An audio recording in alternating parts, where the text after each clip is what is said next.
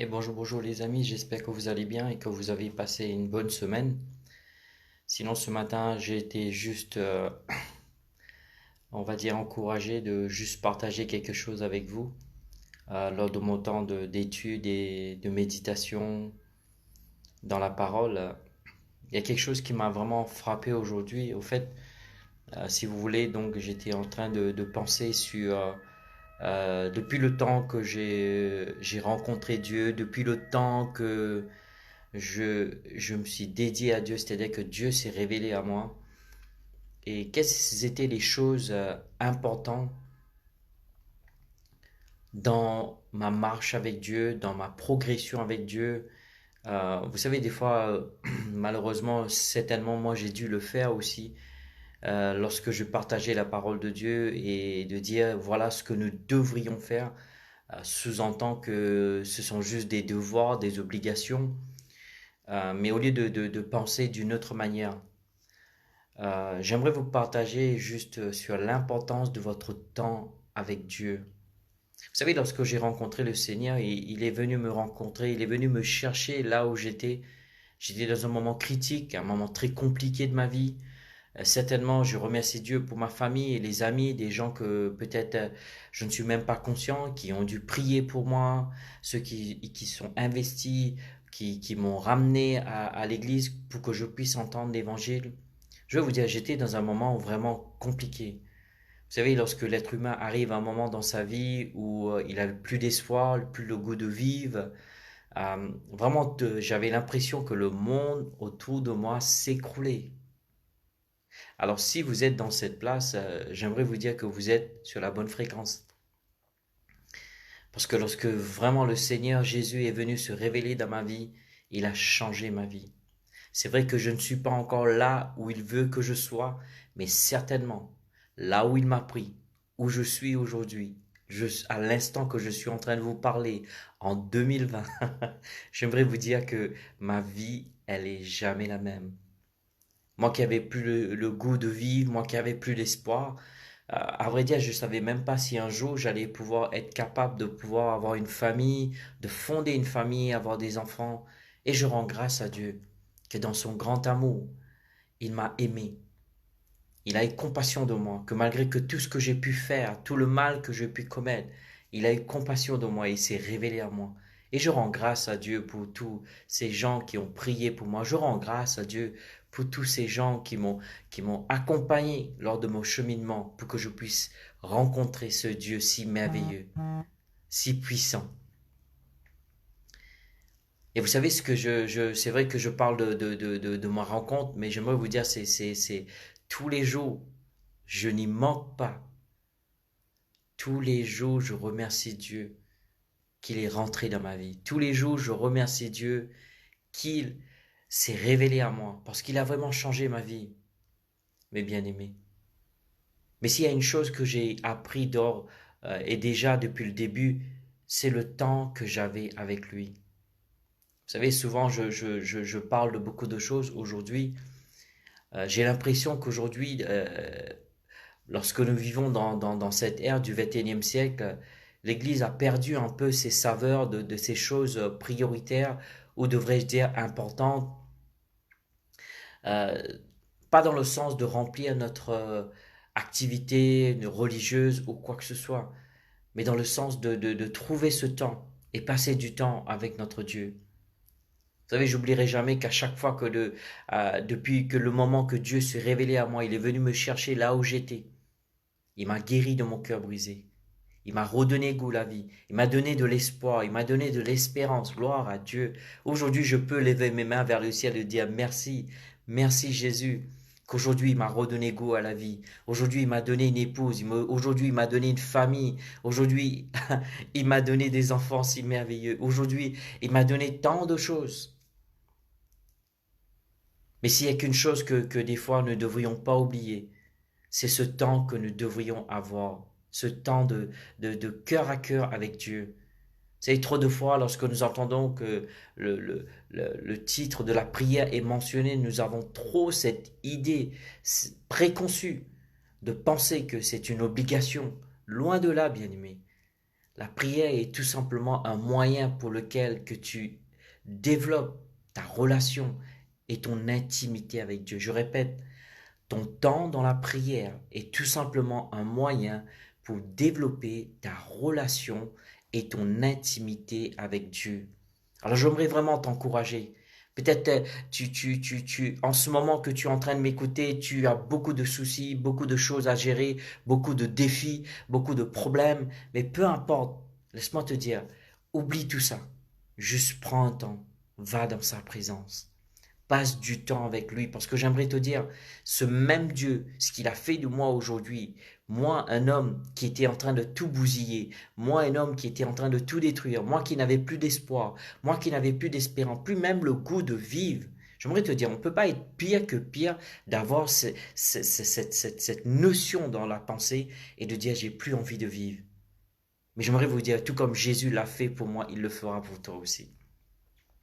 Il changera ta vie, il te redonnera de l'espoir, il te redonnera le goût de vivre, il t'aidera à surmonter.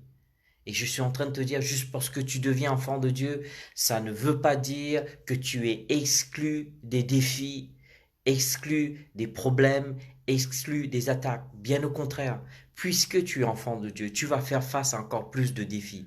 Puisque tu es enfant de Dieu, tu vas faire face à plus de problèmes et des attaques. Mais Dieu merci, maintenant tu n'es pas seul, parce que Jésus est avec toi. Oui, je devais vous parler. Vous savez, je suis désolé, je suis tellement enthousiasmé de partager ce que j'ai pu vivre, ce que Jésus a fait.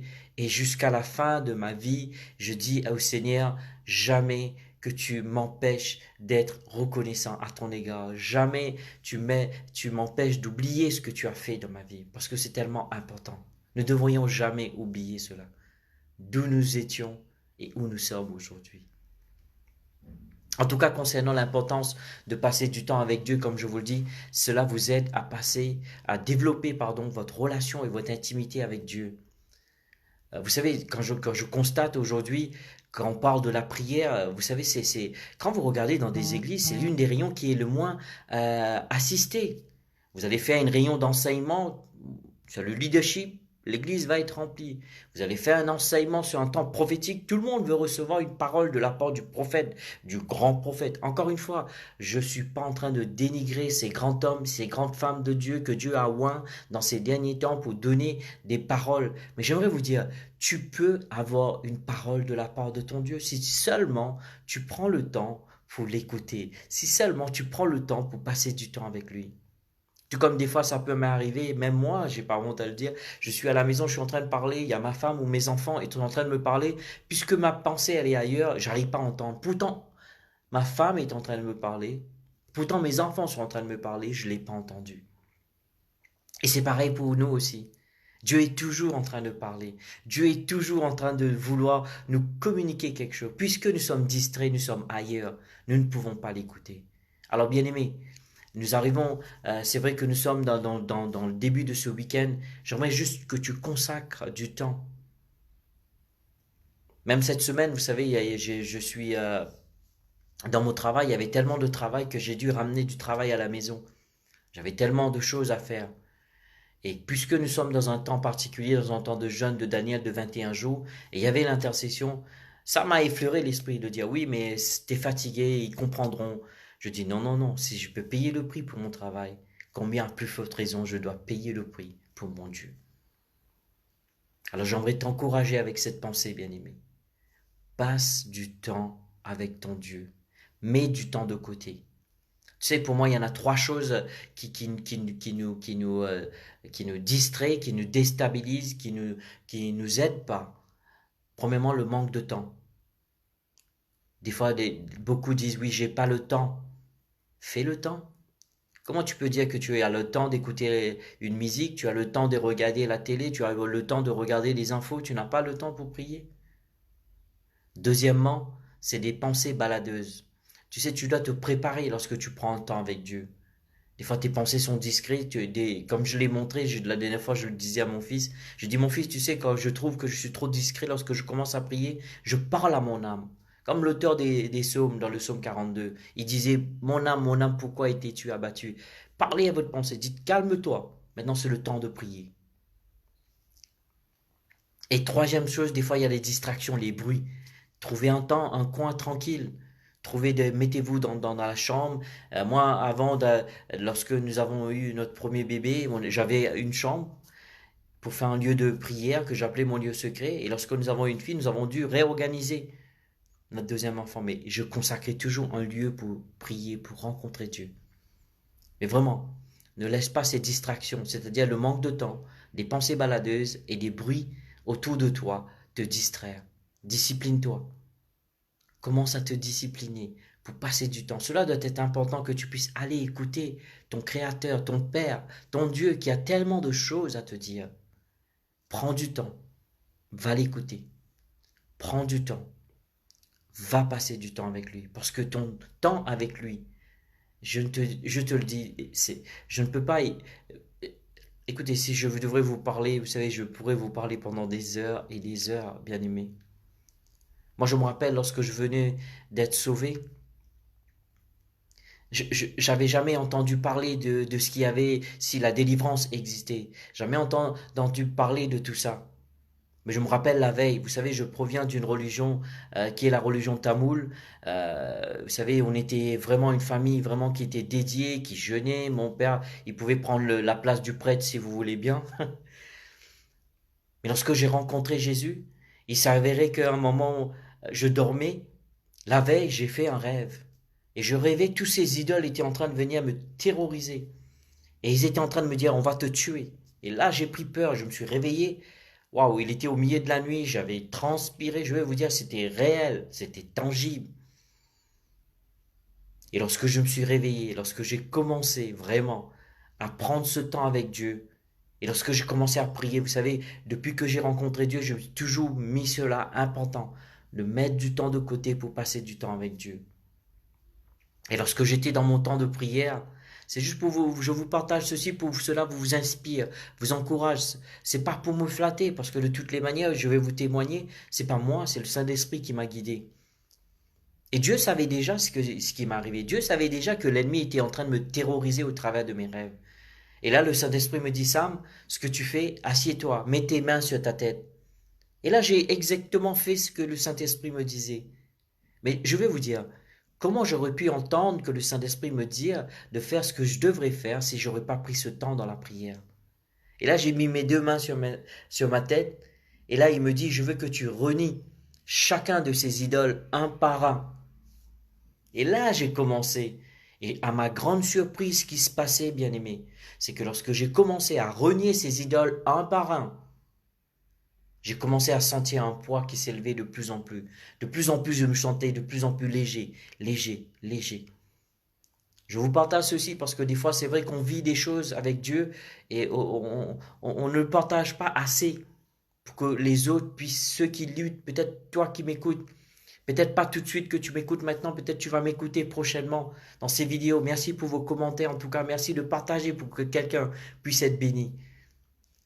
J'ai pu seulement le faire parce que j'avais mis un temps de côté pour prier, pour passer du temps avec Dieu. Et là, le Saint-Esprit a pu me parler parce que j'étais attentif. Je pouvais l'entendre. Et comme je vous le dis tout à l'heure, beaucoup de fois les gens nous parlent, on l'entend pas parce qu'on est distrait. Et c'est pareil pour Dieu. Comment ne pas être distrait? Comment être concentré pour entendre la voix de Dieu? Si tu ne prends pas du temps pour mettre de côté, pour te discipliner, passer un temps dans la prière. Pour moi, la définition d'un chrétien, c'est un chrétien qui a une vie de prière. Une vie de prière, c'est pas pratiquer sa religiosité. Ne me comprenez pas mal. Une vie de prière est tout simplement passer du temps avec son Dieu et qui se révèle à toi. Et j'aimerais terminer, je sais que j'ai pris beaucoup de temps, excusez-moi, j'étais tellement passionné pour partager ce que je suis en train de partager avec vous. Et là, comme j'ai pu faire ce que le Saint-Esprit me dit, et là j'ai senti vraiment ce poids qui s'est enlevé de moi. Et comme je vous le dis, j'étais un jeune croyant. Tout ce que je savais, c'est que je devais prier, passer du temps dans la prière, passer du temps dans la parole. Je rends grâce à Dieu aussi pour ces mentors dans la foi que Dieu a envoyé dès le début, qui m'ont inculqué cette valeur de passer du temps dans la parole, passer du temps dans la prière. Et c'est ce qui me garde aujourd'hui, bien-aimé. Si j'aurais pas eu ça, je ne serais pas là en train de vous parler aujourd'hui. Pour ceux qui me connaissent, vous avez pu entendre les témoignages que j'ai donnés, les 5 années de cauchemars que ma famille et moi nous avons pu vivre, ces 2 mois et demi que moi-même j'ai pu vivre au niveau des défis par rapport à ma santé. Mais je rends grâce à Dieu que ce temps dans la prière, ce temps dans la parole, qui m'aide à garder, qui m'aide à rester, qui m'aide à avancer. Et j'aimerais vous encourager aussi. Peut-être vous dites, oui, mais j'ai ce problème-là.